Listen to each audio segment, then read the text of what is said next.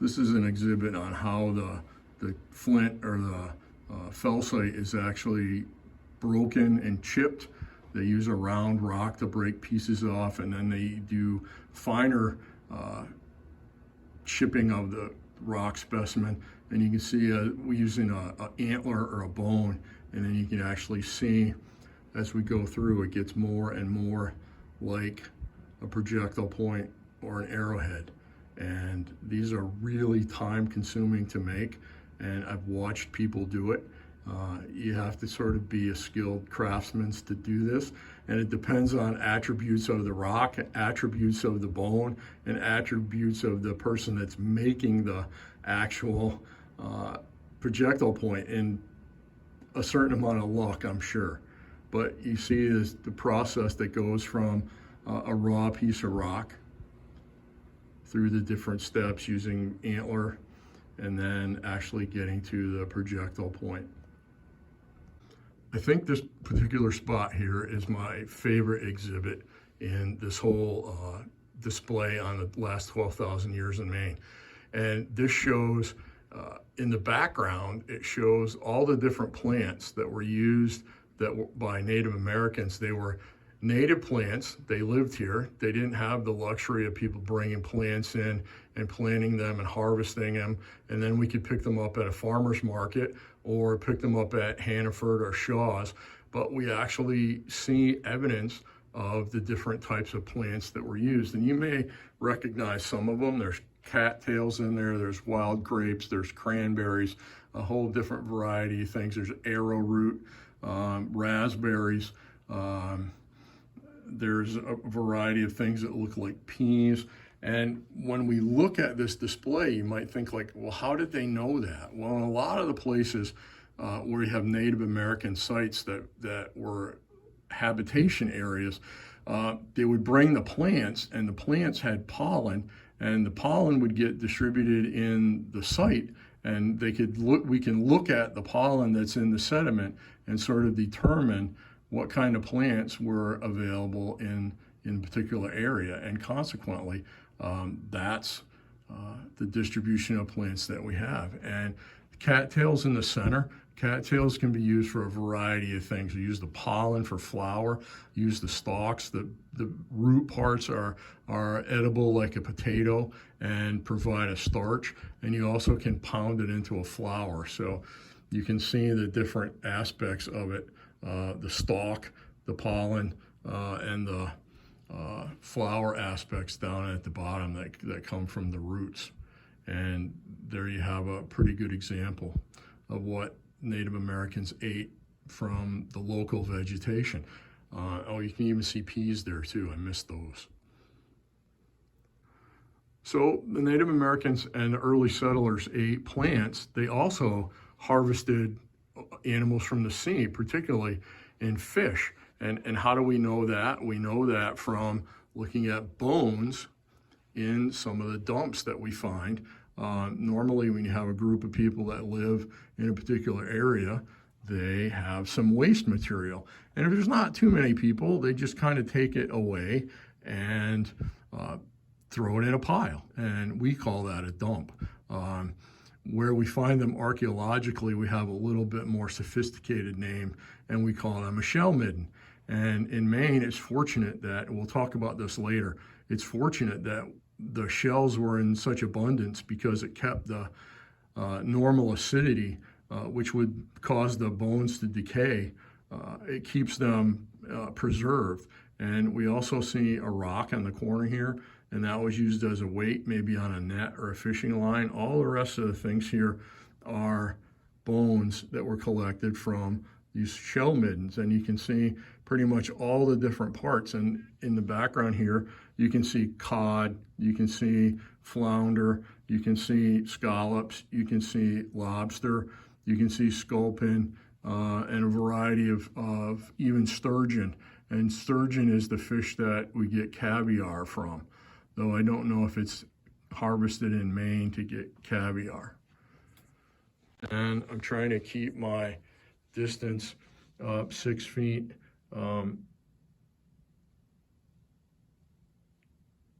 So I'm using here my 6-foot long spear. How are you? Good. I got the lights up the ramp on. Oh, thanks. Now we're going to go from, this is more of an archaeological exhibit here, but we're going to go from 9,000 to 3,000 years as we go up the ramp. And we're actually going to take a look at some of the rocks that were used. And again, when we look at these rocks and the projectile points that are preserved, we see that they're extremely fine grained. And that fine grained nature allows them to be chipped and put an edge on, and still in some very precise surgical processes today. And when we actually look, we use scalpels made of obsidian because we can get a better edge on the obsidian than we can on the surgical steel. And this is a really good example that I'm focused on here of a projectile point that's made from what we call a Traveler Mountain rhyolite. It's a greenish felsite or a rhyolite. You'll see that when we look at the igneous rocks, or if we've already looked at the igneous rocks, you should go, I know that rock, that's felsite. So just a sequence here of different projectile points and different tools that were created. I really like this one down here. These are the fins of what's called an addle stick. It provides balance. It's typically a spear that's launched. It makes the arm a lot longer, and you get a lot more higher velocity. And what they would do then is just put a rock tip at the beginning, at the point, and that was made so it could come out, because then if you broke the actual spear part, it was a lot easier to make a new shaft than it was to make a new point. So they made the points detachable, and then were able to reuse them or keep them if the shaft was broken. Here's some scrapers made out of local rocks, usually the same fine grain material. A couple of other ones. These are used to sharpen other rocks and make a really fine surface. Another group of projectile points here, made primarily out of the cherty material or the felsite. And these are a group of rocks carved or worked to be used as fishing weights. And you can see that down here in the exhibit here, where it shows a diagram on how it was used.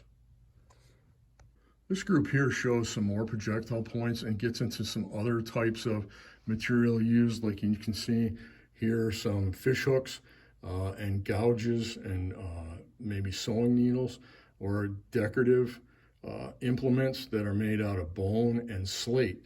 And for some reason, this group of individuals that lived in Maine from 6,000 to 3,000 years ago, you can notice the red tint on a lot of the pieces that are worked here. And in the burial sites, these might have been ceremonial artifacts. And if we look here, there's some material called red ochre, and that's a relative of iron oxide, or the mineral that you might see that we're going to call hematite. And so what we do there is there's a variety of iron staining on a lot of the specimens. And when I zoom in or focus on them, you can actually see the red color. And that's thought to have been a ceremonial process by putting the red ochre on in the burial site. Here's a group of rocks used for axe heads or adze. Adze are used like parallel with the log rather than trying to cut across like an axe. They were used to shape, maybe hollow out a canoe or something like that. This exhibit here shows a series of ornaments, maybe some decorative things, some plums or something like that. A plum is something that you put on a line to hang straight and see if you can get a vertical. And it may just be some other decorations too, like these in this particular exhibit here. And as we move on, you see a variety of slate instruments. These were thought to be ornamental or ceremonial type structures. They're really fairly brittle and will break easily. So consequently, they weren't necessarily used for hunting because of that property of the rock. Here's a really good example of projectile points, spear points that were created from the local Traveler Mountain rhyolite, that green felsite that we have.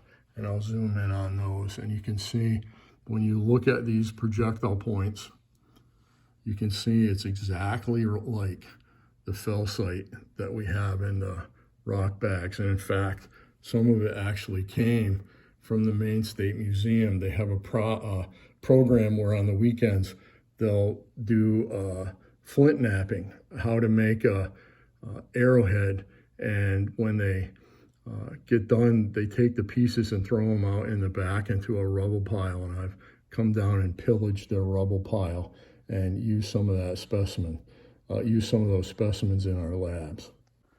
Here's just a really quick example of a couple of axe heads that were created out of some local rock as well. These were broken, probably then cast off because they couldn't use them anymore, but they started out as axe. You could use them to cut down trees.